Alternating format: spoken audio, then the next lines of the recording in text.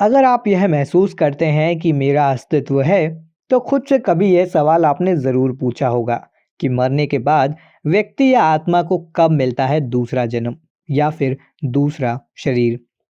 वेदों और पुराणों में इस संबंध में कई सारे उल्लेख मिलते हैं।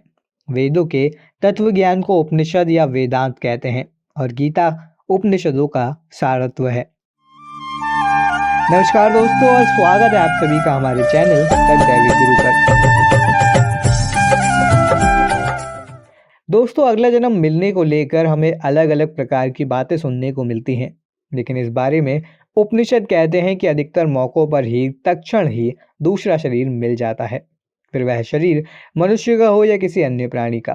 पुराणों के अनुसार मरने के 3 दिन में व्यक्ति दूसरा शरीर धारण कर लेता है, इसलिए तीजा मनाते हैं। कुछ आत्माएं 10 दिन में और कुछ आत्माएं 13 दिन में दूसरा शरीर धारण कर लेती हैं, इसलिए 10वां और 13वां मनाते हैं। कुछ सवा माह में अर्थात लगभग 37 से 40 दिनों में दूसरा शरीर धारण कर लेती हैं। यदि वह प्रेत या पितृ योनि में चला गया है तो यह सोचकर 1 वर्ष बाद उसकी वर्सी मनाते हैं। अंत में उसे 3 वर्ष बाद गया में छोड़कर आ जाते हैं। वह इसलिए कि वह व्यक्ति मर चुका है या प्रेत योनि में चला गया है, तो अब उसे वहां गया में ही रहना है और वहीं से उस व्यक्ति की मुक्ति होगी। वास्तविकता में कितने समय में व्यक्ति को दूसरा जन्म मिल पाता है, इसके लिए हमें पंचकोश, 3 प्रमुख शरीर और चेतना के 4 स्तर को समझना होगा। दोस्तों, पंचकोश से हमारा मतलब है जड़, प्राण, मन, बुद्धि और आनंद।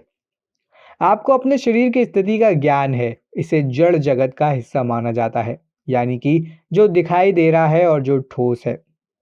आपके भीतर जो श्वास और प्रश्वास प्रवाहित हो रही है, इसे रोक देने से यह शरीर नहीं चल सकता।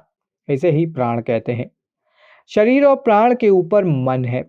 पांचों इंद्रियों से आपको जो दिखाई सुनाई दे रहा है या महसूस हो रहा है, उसका प्रभाव मन पर पड़ता है और मन से आप सुखी या दुखी होते हैं। मन से आप सोचते हैं और समझते हैं।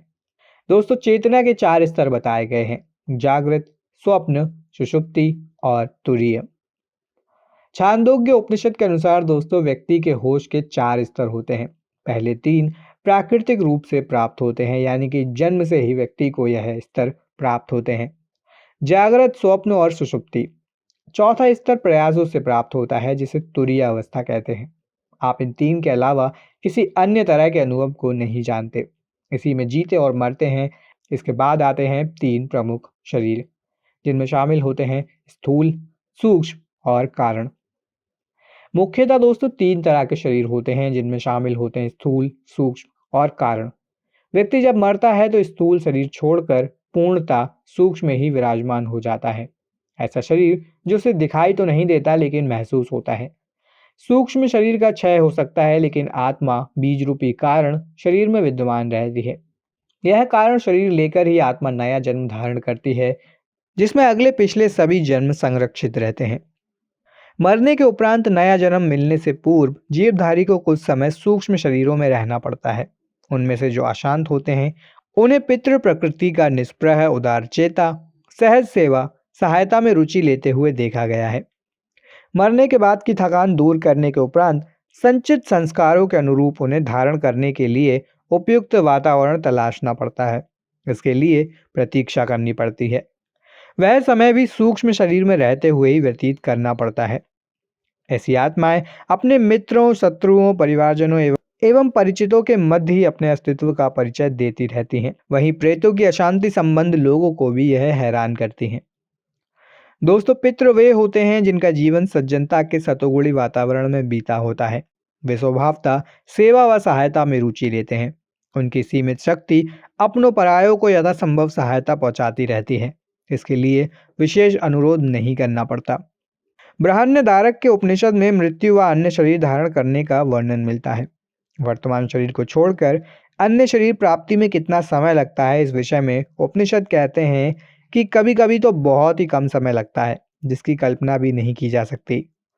उदाहरण के लिए जैसे तृण जलायु का दोस्तों एक कीड़े को कहते हैं, जो तिनके के अंत पर पहुंचकर दूसरे तिनके को सहारे के लिए पकड़ लेता है अथवा पकड़कर अपने आप को खींच लेता है।